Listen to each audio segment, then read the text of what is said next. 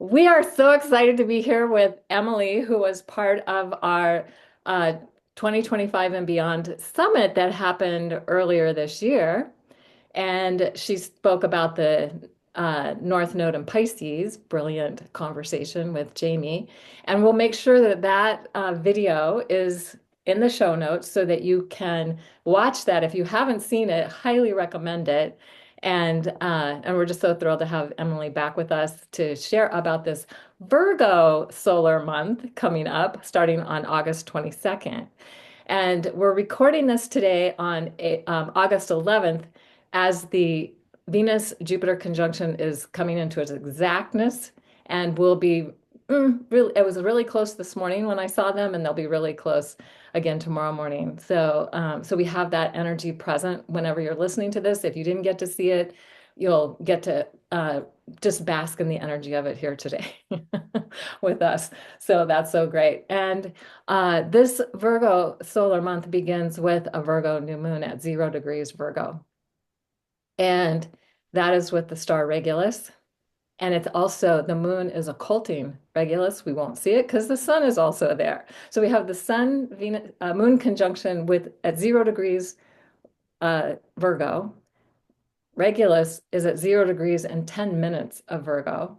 And I think the exact new moon is at 10 minutes and 0 degrees and 24 minutes of Virgo. So it's super, super close.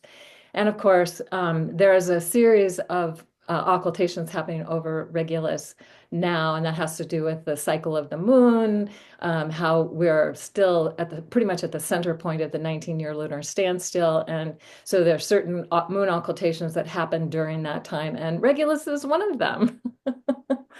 Now, the reason I'm really excited about it, even though we can't see it, we know it's there. And if we're tuning into where the sun is, we know that the moon is there and Regulus is there, and it's pretty exciting time. Regulus being one of the four royal stars of the ancient alchemists, I mean, of the ancient Persians, but also other cultures consider them to be the royal stars.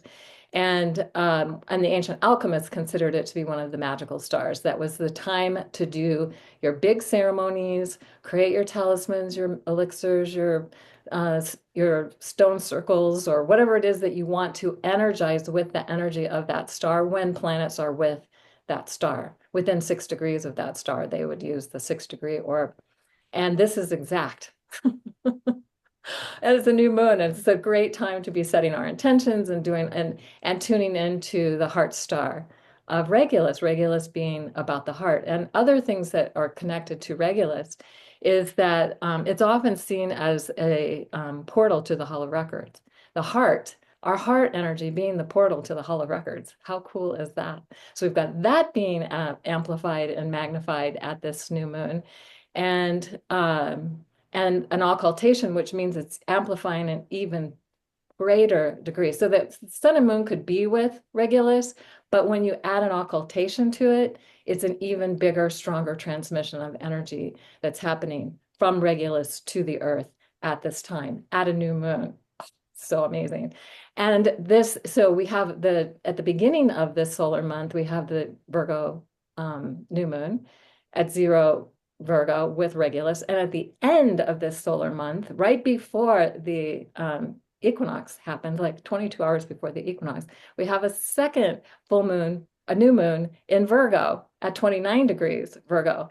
So the 0 degree point is the beginning. It's an alpha point. It's the beginning point. It's something new and energizing coming in. And then the 29 degree point is the culmination or a completion point. And it also just so happens to be a partial solar eclipse. And it'll be closing the eclipse window. So there's a full moon Pisces eclipse in the middle of all of that on September 7th. And I know we're going to cover more of that later, but I'm focusing here on the fact that we have these two new moons, one at 0 degrees, one at 29 degrees, one occulting Regulus, and the other is an eclipse. The sun and the moon are having their dance, and it's a partial solar eclipse, and it's not visible in the US if you happen to be there. It's visible like southern, more in the southern hemisphere, I think, than in the northern hemisphere. But it's still an activation that's taking place. at that 29-degree Virgo point. So if we think about the Virgo mysteries, one of my favorite ways of feeling into this energy is that this is Spider Woman. She's the one who weaves the web of life. She is the weaver, we are the web, she's the needle, we are the thread. She changes everything she touches, and everything she touches changes, the Spider Woman song. So it starts out, there is a woman who weaves the night sky, see what she spins, how her fingers fly. So this is very much the Virgo energy, tuning into that Spider Woman, the web of life. How are we attuned to, and how are we aligned with the web? And if we're not aligned, how do we get ourselves in alignment? And if the web is out of alignment, how do we realign the web? And that's our opportunity. And having two new moons in Virgo to realign ourselves in a way to reweave the web if it needs reweaving, to bring it back into balance, so that we can be in greater balance with the web, and the web can be in greater balance with ourselves as well. So it's just so exciting that this is happening for this Virgo month. And again, this year is just off the charts wild. And here we go, another solar month, starting off with this wild, crazy, amazing energy and opportunity to really restore ourselves within the sacred pattern of life. Looking at the patterning, and it was the Virgo mysteries that were really the priestesses of the temple. They were the ones that were tracking the seasons and the cycles and knowing when to do the ceremonies. And of course, that's something that's been mostly lost in our culture at this time, but it's coming back. Priestesses are everywhere. I love it. And we are astro priestesses, so this is like a really fun month for us. And so anyway, this idea that we're bringing the sacredness to life, the understanding that all life is sacred, we're bringing that back, and we're having an opportunity to see that in a powerful way in this month. So with that, I'm going to hand this off to Emily to share what her insights are around any of this or anything else that's coming up for you, Emily. Thank you, Kaylin. And it's such an honor to be here with you. I love the Astro Priestesses. And this Virgo season it feels to me like not your typical Virgo season, and more like the undoing, or you were talking about the reweaving of our expression of Virgo, and the undoing of whatever expression of Virgo is really not serving us. And I want to talk about this season in relation to the bigger outer planet plus Saturn, the Saturn Uranus, Saturn Neptune, uh, sextile with Uranus and Gemini and Pluto and Aquarius, and this trine between Uranus and Pluto. The fact that we're in a time of surfing, navigating, opening to brand new frequencies and very expansive energies and very mysterious energies. The Saturn Neptune conjunction, where reality is fluid, and there's such a question around what is real. Oh, what I thought was real is actually a total illusion. What I thought was fantasy, actually, that can come into reality. And a lot of questions around, how do I relate to that? What's real? What's not real? So then the sun comes into Virgo and immediately connects with all of these outer planet energies. And sun comes into Virgo, immediately it's a square with Uranus in Gemini. And to me, that says, Uranus is the planet of reversals and doing it differently and experimenting and shattering what's not working and connecting, quantum leaping with a new expression. So immediately that says to me, we got to do Virgo differently. But I'm going to talk about what I mean by that. But then also, this means the sun coming into a yod with Saturn, Neptune, and Pluto, a yod, a rare alignment, a finger of fate, finger of God. This will also be true for the first new moon in Virgo. And so with Virgo at the apex of that yod, having to come into relationship with these greater forces, and again, very brand new frequencies for us. We're still adjusting, I think, to Pluto and Aquarius, or I'm still adjusting to Pluto and Aquarius. Uranus just went into Gemini on July 7th. Unless you've been on the planet for 84 years, you haven't experienced this. Neptune in Aries, still very new, right? And Virgo wants to know. Virgo is ruled by Mercury, the mind. Virgo is great at clear seeing, analysis, putting the pieces together, making sense. And we cannot make sense out of what's happening. We cannot understand or fully process through the mind what these forces are all about. And I feel like part of the shadow potential that we could be working with here is a lot of anxiety and worry when in relation to these greater forces that our mind can't quite grok, right? And so then we could go into anxiety. We could also go into control, shadow Virgo expression that I'm sure I know nothing about, but less evolved Virgos might be working with this one, where when we feel fear and anxiety, then we want to get control over it, and especially through our minds. And so here's where I feel like the big assignment for this Virgo season is really leaning into the opposite sign of Pisces, where the North Node is, where Saturn is going to return on September 1st, just a week into Virgo season. Saturn's back in Pisces. These big learnings, lessons around how do we relate to the mystery? How do we relate to chaos? How do we relate to the unknown? And I love, Kaylin, that you talked about the heart in relation to Regulus and the sun's entry into Virgo being a conjunction or occultation with Regulus. But I was also thinking about how at the Virgo ingress and at the first Virgo new moon, Mercury, ruler of Virgo, is still in Leo, where Mercury has been for a long time because of its retrograde. And Leo is the heart. And with Mercury in Leo, this is the sun in Virgo in mutual reception. The sun is in Mercury's sign. Mercury is in the sign of the sun. At the time of the Virgo ingress, the moon is also in Leo with a harmonious trine to Chiron. To me, this says a lot about heart healing and the opportunity to heal this kind of freak out or anxiety through coming back to the heart.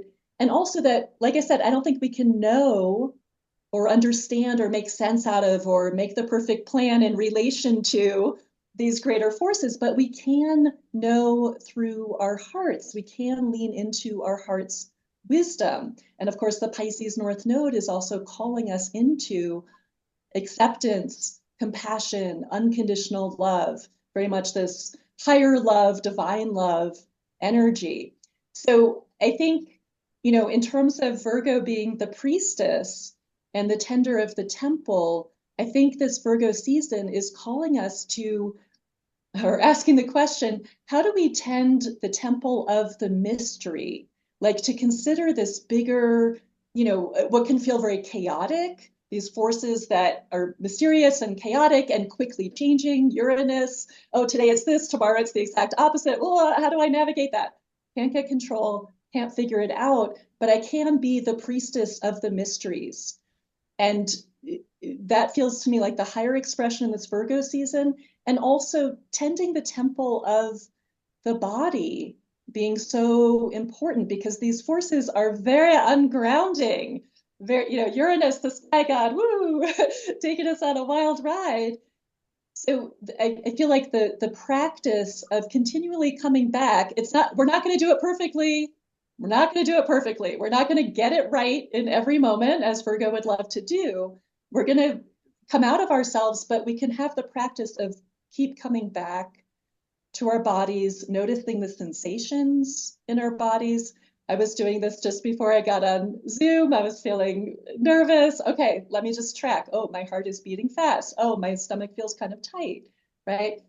Tracking sensations in the body is a great way to come back to that grounding of Virgo in the midst of the chaotic swirl, and being very gentle and loving towards ourselves. And again, this isn't about having the perfect practice or the perfect routines or the perfect health protocol, but this is about just checking in with ourselves, coming back, and remembering that Virgo rules the little things, and that the little things, those little adjustments of, okay, let me take a couple deep breaths in this moment where I feel crazy. Those little adjustments can make a big difference. So that's a little of what I have to say about Virgo season, this crazy Virgo season. I loved everything that you shared, and I feel this is such a like a healing time for loving ourselves even when we make mistakes, even when things are a little bit like even the anxious part of ourselves and the part all the unconscious, because they are even with the lunar eclipse, and it's building up like from the new moon to the lunar eclipse, like all the emotions are building up. And and there are also a lot of unconscious patterns that they can come up during this season. So it's how can we be very gentle with ourselves and at the same time doing the work. And I feel like journaling can be very practical during this month to really allow the shadow to come up and love our shadow. And I'm reading a book that is super interesting that is called The Existential King, and it's talking about how can we feel even turned on by the things that we don't like in our life. And that's the way to liberate the force within us that is trapped in that pattern. So instead of avoiding or rejecting the pattern, that is something very Virgo like we clean up the house and then we say this yes, this no, and we are rejecting a part of ourselves that is really deeply who we are as well. And I feel during this time it's very important to reclaim those darker parts of ourselves and to love them too, because it's just maybe we have a kinky desire to be rejected. And how can we love that part of us too? And I think, especially during the lunar eclipse, this practice can be very powerful. For me, it's been really illuminating a lot. And I feel with that Aries, like the new moon starts like with that jot that Emily was mentioning. And Saturn and Neptune in Aries is that impulse of primal desire to make something happen. So to really tap into our inner desires is very important at this time. And in order to do that, there is this untangle, like reweaving, but then in order to weave, we need first to kind of like take the mass of everything that it has been our life and to just untangle a little bit. And and even and Virgo is very practical. I will say that as well in that temple and the priestess. The priestess is not only a priestess when she's at the temple. The temple is her life. So it's like when you are brushing your teeth, when you are taking your children from school, that's the temple. And the body is not only when we are meditating, it's not only when we are dreaming. It's like life is the tapestry that we are weaving together. And I feel that's very important. And there will be many opportunities during this month to really see the ways that we are sometimes auto-flagellating ourselves, like we are really being very hard on ourselves. And as both Kylie and Emily were mentioning, we are entering a new territory. Nobody knows. So we can, like, if you don't know the steps, there is this point where you have to take a leap of faith, and Virgo doesn't like that because he wants all the steps in advance, and this is not a time for that. So I feel that's kind of like and everyone has Virgo. I don't have any planet in Virgo, for instance. And it's being an energy as a very Aries person, is an energy that for me is quincunx. Is like it's a difficult energy because Aries doesn't know where it's going, but it needs to go. And Virgo is saying, but where are you going? And what is your strategy? And what are your steps? And Aries is like, I don't care. My mother has a lot of Virgo, so I feel always this as part of my life. But I do have an area. There is a house in my chart that is ruled by Virgo. So I will say to everyone, really pay attention to what area do you have that, because there is a cleaning uh, opportunity for unconscious patterns, and how can we lean into the Pisces mysteries of flowing and not resisting life. I think this is also very important, very Taoist philosophy of saying, if there is something you don't want in your life, don't resist, because you are really giving energy to that you are resisting. So it's like, how can you flow with what you don't like? And it's the same, it's very existential kink. It's like there is a part of us that really enjoy that.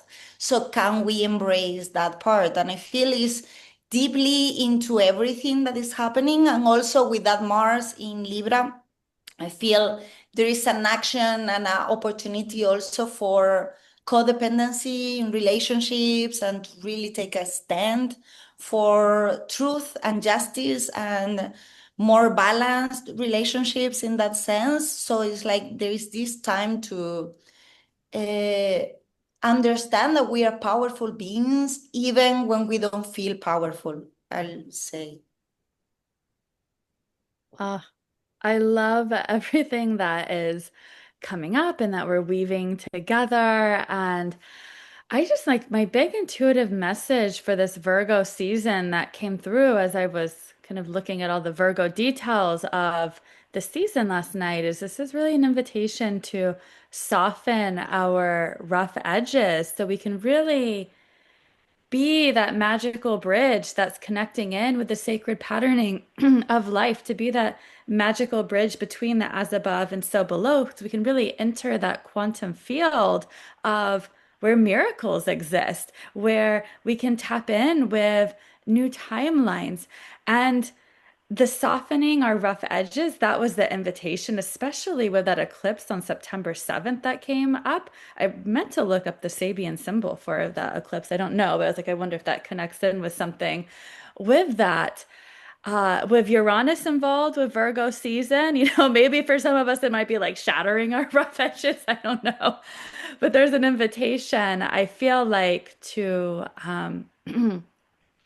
really this Virgo season, as I think so many of you beautiful sisters have already spoken about it, there we can either really allow this Virgo energy to ground us, or this Virgo energy may spin us out into like mental loops and neuroticism and those kind of Virgo shadows and those anxiety-based control tendencies, as Emily spoke about. So when we find ourselves spinning out in that direction, remembering that the superpower of this Virgo season is to come back into our bodies and to allow this energy to ground us.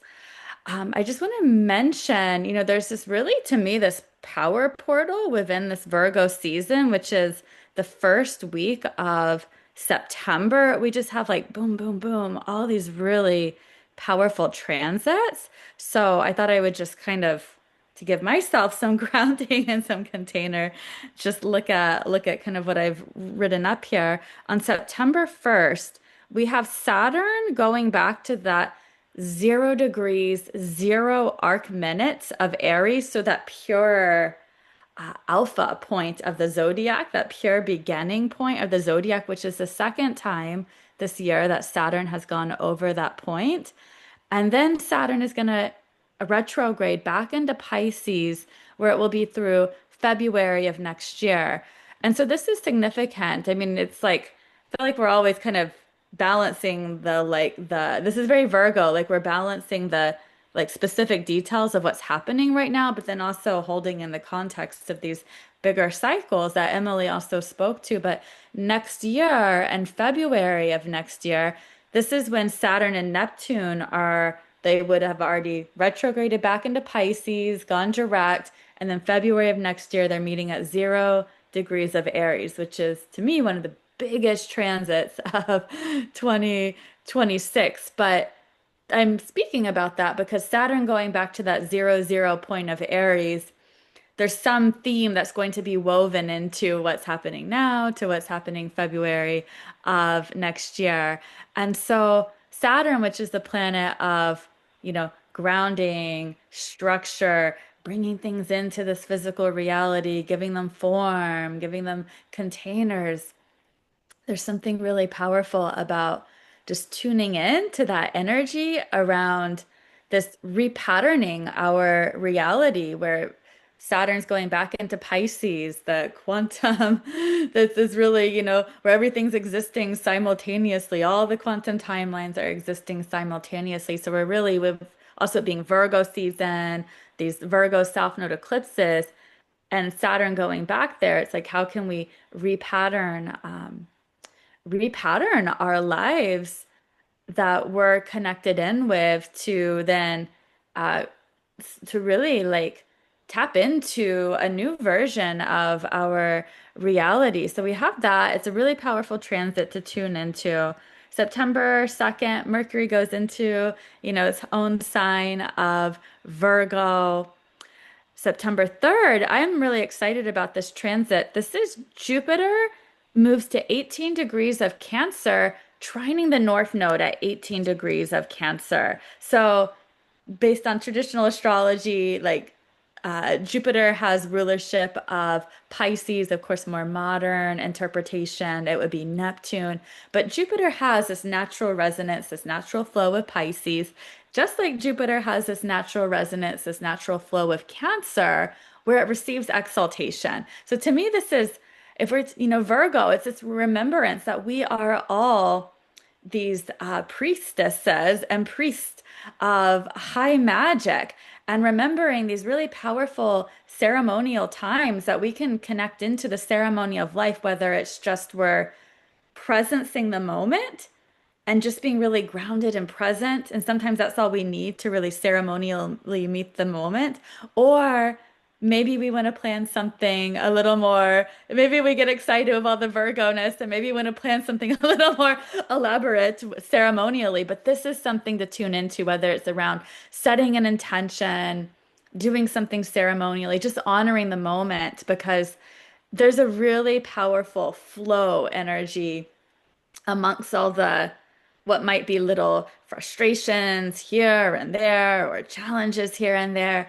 That is a really beautiful kind of flow moment where we can tap into the cosmic flow. And to me, it's really about also like entering the mystery, entering the quantum field, entering the realm of miracles. It can bring some really beautiful, auspicious opportunities, divine alignment. This is something where the divine synchronicities, the signs, the symbols, the synchronicities, what's emerging through our dream realms, the spirit world guiding us. There's definitely an abundance of that, and we have to remember to slow down our minds enough to come into our bodies and to have coherence within our nervous system so we can be open to receive all those signs and symbols and synchronicities that are guiding us. And that Virgo energy also reminds us to have a healthy dose of our discernment as well. With Saturn going back into Pisces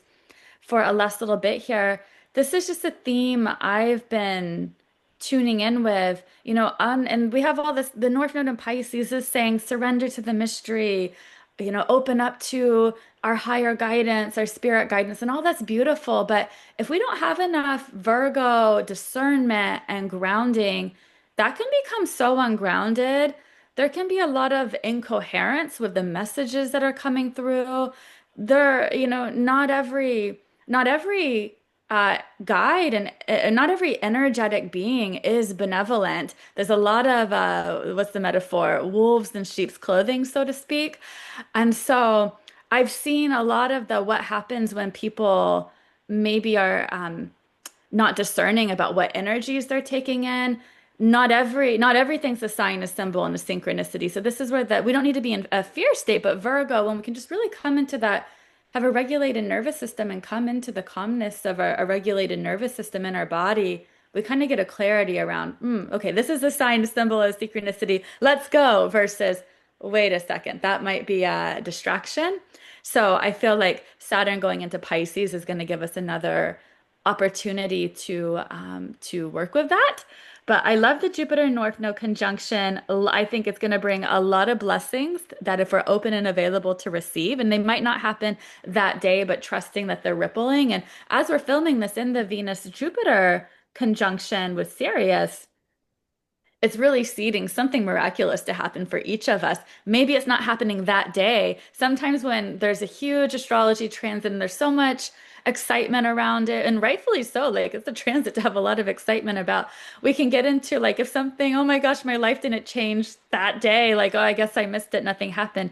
No, their energy's being seeded and things are going to ripple. And it's like, this is where the signs, the synchronicities and the symbols and the dreams are going to come in to guide us and ripple out. This is certainly a time of fate and things aligning, having course corrections for where we're not on like the path that's truly in alignment for us. Okay, so we have that Jupiter third.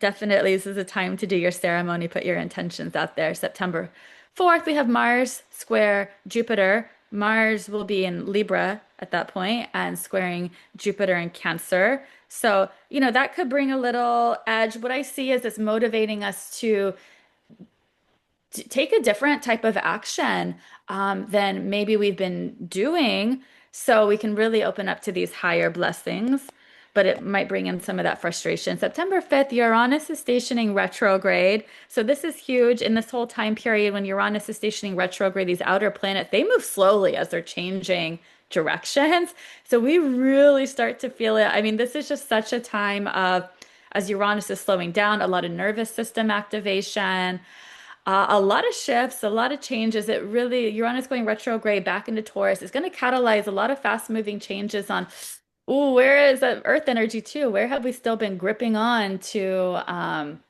where we've been resisting change because this is in our comfort zone. I feel safe here. So it's going to be that like big, like, okay, like baby bird, get out of your comfort zone. Jump. I'm going to push you out of the nest there. So again, that Pisces North Node is inviting us to trust. And then we have the eclipse on September 7th, the total lunar eclipse.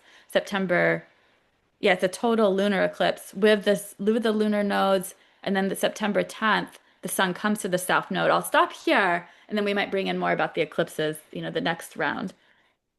Yeah, I think maybe what we want to do is think about how we're wrapping it up in our next round, and um, so because we've already gone quite a long time here, so that's good. And I just want to say, for me, I think because I didn't mention much about the lunar eclipse, which is right on my sun, by the way. So, so I feel it personally already activating me. A total lunar eclipse is an acceleration of whatever we're holding in intention.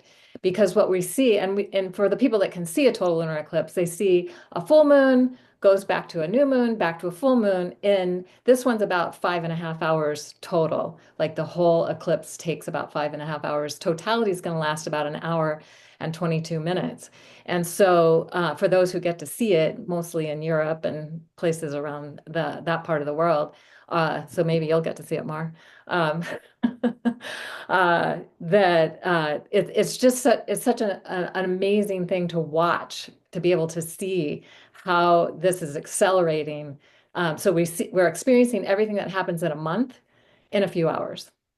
So whatever we're holding in intention is being accelerated at that time.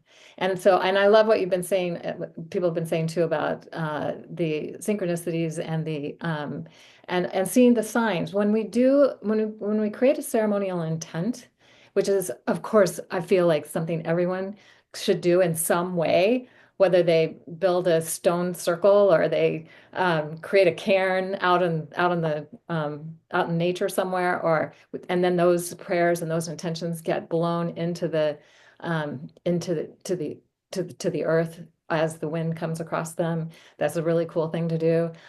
Create an altar that you can have in your home that represents the intentions that you're hoping for and look energizing at this time. Then this is a powerful time to recognize and ask for, because once we create an intention like that, we ask for signs in the world of form. And when we get those signs, then when we know that our intention is being acted on by the universe. If we don't get a sign, there may be a missing piece. If you don't get a sign within, I often get them instantly. Sometimes a few hours later, but but you can ask for a sign within the next day or the next 3 days or whatever works for you.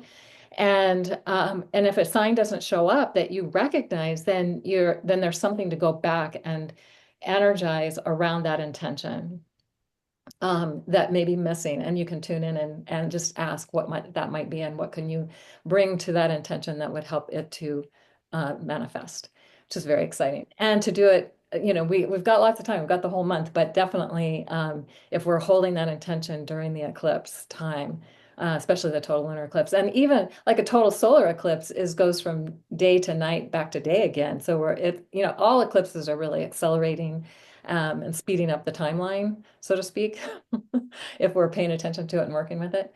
So that's the main thing I wanted to bring in. And just also because it's a Pisces total solar eclipse, I mean lunar eclipse,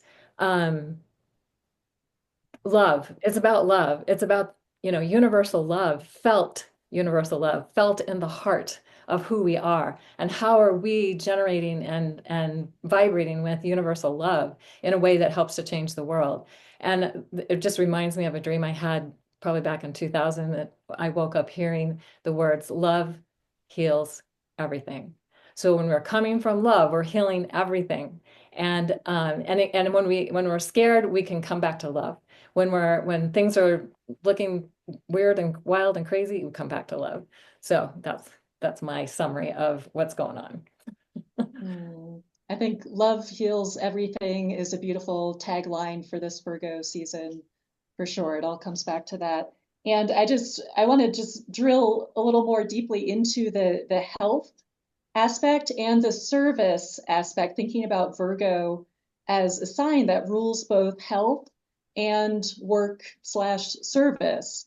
And the fact that we have two Virgo new moons, one of them being a solar eclipse, means we're getting a big reset and this opportunity for breakthroughs and transformation and maybe healing something from the past, and this sense of maybe letting go of an old way of being in service. And again, thinking about the Virgo energy in relation to these bigger new forces, frequencies, maybe we need to be of service in a different way, considering what's happening now.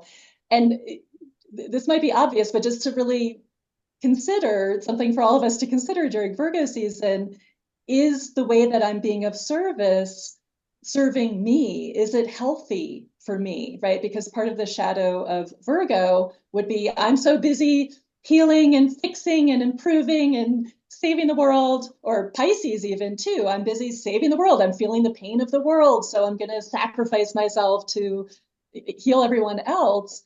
So being of service in a way that's actually self-destructive. And I think this Virgo activation of the South Node in Virgo is saying, yeah, what are those ways of serving and helping that are really not serving the self? And Pisces reminds us the self is, we're all one. So there's only one of us here. So if I'm not serving myself, how can I serve others without serving myself? I'm part of the whole that I'm in service to, right? And Virgo in the body is the digestive system. And I think part of what's up in this Virgo season is there's a lot to digest, right? Like with all these, with Neptune moving into Aries, then Saturn moving into Aries, Uranus moving into Gemini, we're still getting used to Pluto and Aquarius. We've got a lot to digest from the past few months of all these new energies. And to digest requires some spaciousness, Pisces, and rest and downtime. So Kaylin, you were speaking to the accelerated energies of eclipse season when it can feel very roar.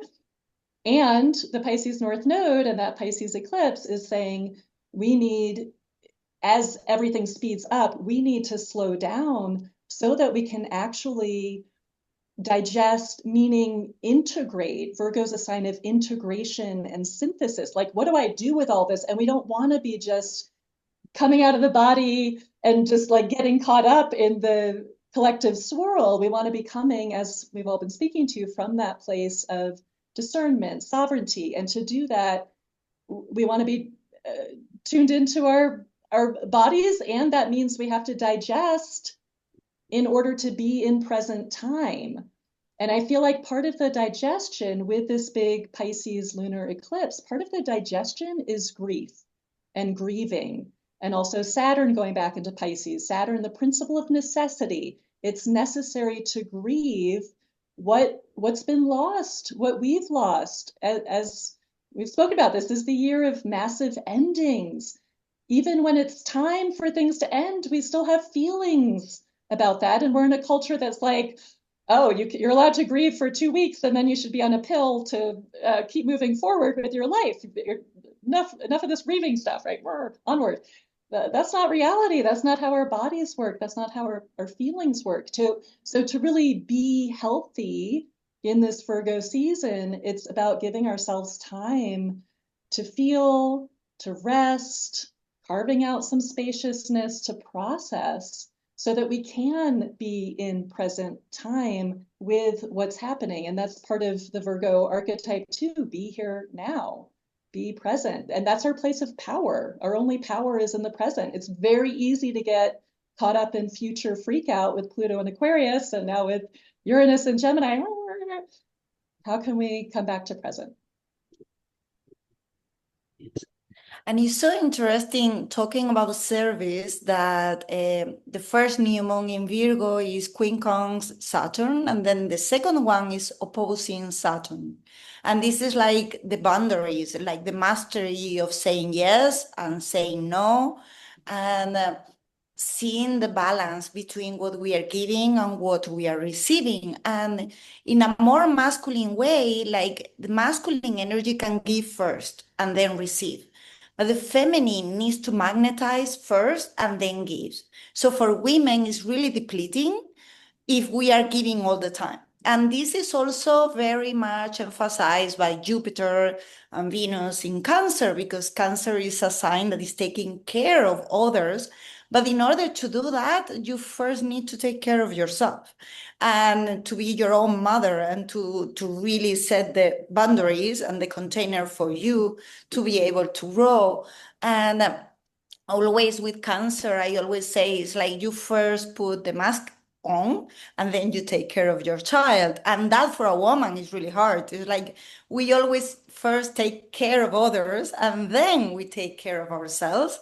And I feel for this is like really the more that we are opening ourselves to receive, the more that we are really leading. And most of the month, Venus is going to be in Leo and then it will move into Virgo.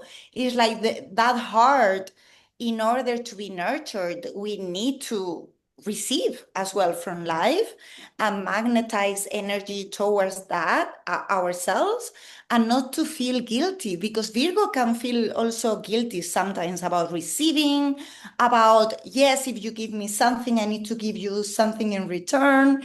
And I feel all of this is very centered. It's like when we are in service, can we be in service of the self first? Because the self is the totality.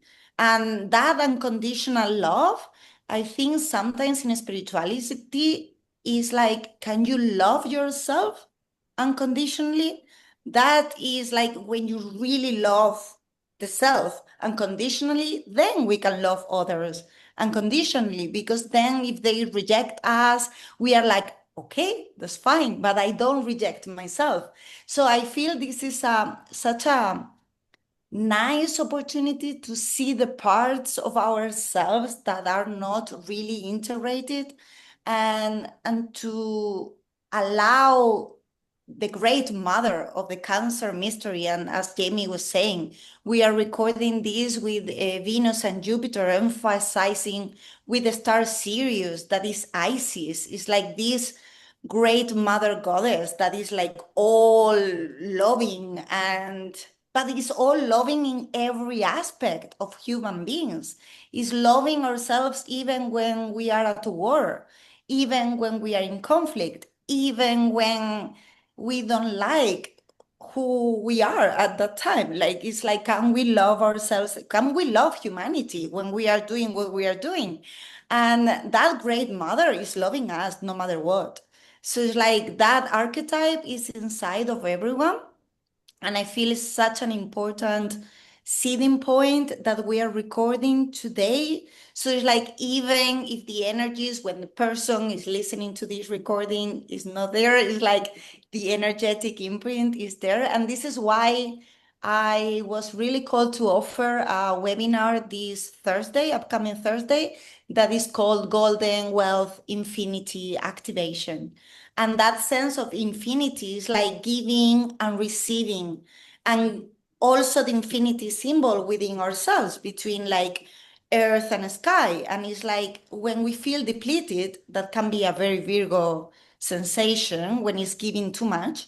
Is like, can you give to yourself that energy? Because we are always tapped into like pure potential and pure golden energy of infinite potentialities. And it's like we tap there and we replete ourselves, and then we go back with the business of daily life. But I feel that for women, this message is really important. It's like, nurture yourself first, even before your children. And I know, like, for I'm not a mother, but for the ones who are mothers, it's harder. But it's kind of like, it's such an important lesson for women to take in energy before giving, because like the masculine can work in, like, it's biologically, like if you see the female body, we are meant to take in first. So that's something that we are relearning with that. And it's very easy to forget because the whole social conditioning is give, give. And in spirituality, it's a lot about give, give, and get empty.